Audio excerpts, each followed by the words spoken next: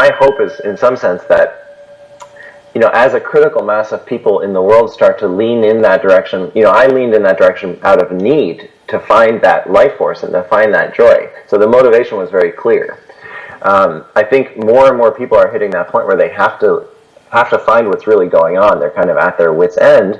And I think that'll create a huge shift in society as more people realize that actually leaning into that stuff unravels all of the pain and actually it doesn't get rid of pain, it actually opens you more to pain. You get more and more open to it, and eventually you love that there's pain because that's where your life is.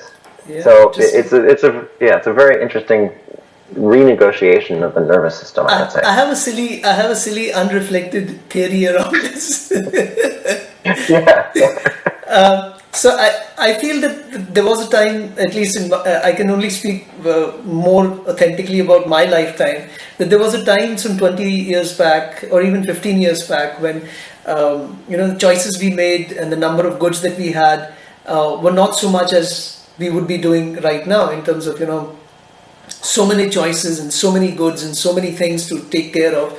So my thing is that in some way the space is good, and let's space a little more and more and more, because the faster we go through so many things, the faster we have this pleasure treadmill overrun itself, that we would understand the uselessness of this faster. And I don't know, that's my silly No, I agree. When people talk about environmental breakdowns and political breakdowns and societal breakdowns, when you back out far enough, it actually is often a blessing in disguise, because nothing in evolution changes without stress and breakdown first. There's never going to be motivation to change the environment until people start actually getting affected from the environment. So it becomes harder and harder for me to be like, oh, this is horrible. The question is it going to get so bad that it's irreparable before it switches to the other side? And hopefully it doesn't. As Alan Watts says, hopefully we just barely are on the side of the good on average, but you can't get rid of the swing, it seems like.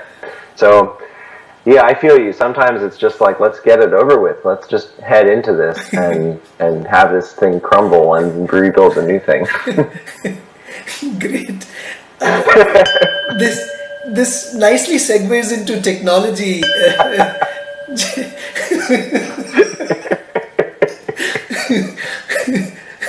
Well done.